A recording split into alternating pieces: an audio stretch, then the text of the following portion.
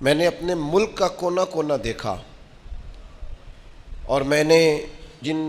گاؤں کے اور شہروں کے نام کبھی سنے نہیں تھے وہاں بھی جا کے حضور کا ذکر پاک کرنے کی اللہ نے مجھے توفیق عطا کی۔ میرا تجربہ بدلا، میری سوچ بدلی، میرا ذہن بدلا۔ اس سال بھی محفل میلاد میں جہاں مجھے گفتگو کرنے کا موقع نظر آیا، اور جیسے ہی میں نے یوں کر کے مجمع پہ نظر ڈالی نا، مجھے جوان زیادہ نظر آئے، مجھے سیاہ داڑھی والوں کے اندر جذبہ زیادہ نظر آیا، مجھے ان کی جوان آنکھیں حضور کی محبت میں بھیگی ہوئی دکھائی دی، مجھے ان کے چہروں پر جب حضور کا نام آتا ہے تو ملت کے جوان کے چہرے پر ایک عجیب توانائی، ایک عجیب سا جذبہ، اور ان کی آنکھوں میں خوبصورتی کا ایک میں نے عجیب سا رنگ دیکھا، اور میں یہ سمجھ گیا کہ یار نہیں، یہ تو نہیں نہ ہو سکتا کہ یہ سوتا کبھی خشک ہو جائے۔ بہت پرانا میں نے کسی صوفی کا شعر پڑھا تھا، مجھے پسند بھی بڑا تھا، اور وہ میں نے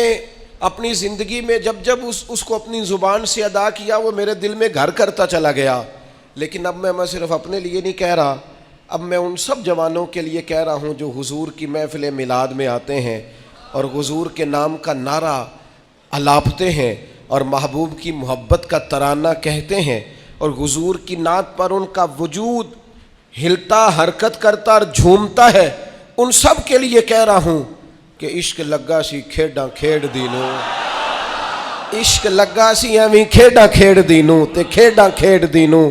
تے پھر مینوں نہ او کھیڈاں بھول گئیاں، میں تے کجل پایا سی یار دے ویکھنے نوں، پھر او دی یاد وچ روندیاں ہی ڈول گئیاں۔ حیدر شاہ اس گلی کدے نہ رول دی، پر ہن رول دی رول گئیاں۔ میں ایک محفل میں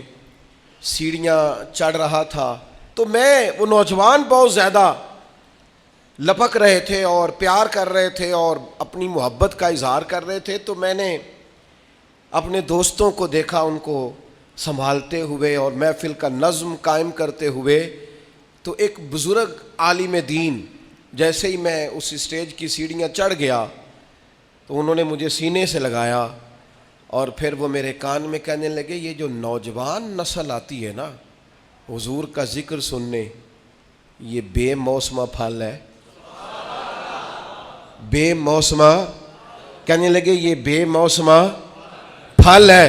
اور فرمانے لگے یہ جو بے موسمہ پھل ہوتا بڑا قیمتی ہے، یہ قیمتی پھل ہوتا ہے، اس کی حفاظت ہونی چاہیے، ان کے جذبات کو خوبصورت رستہ دینا چاہیے، ان لوگوں کے لیے ہمیں اچھی راہوں کا تعین کرنا چاہیے، ان کو خوبصورت، ٹھنڈا، پروقار اور وزادار ماحول ہمیں فراہم کرنا چاہیے۔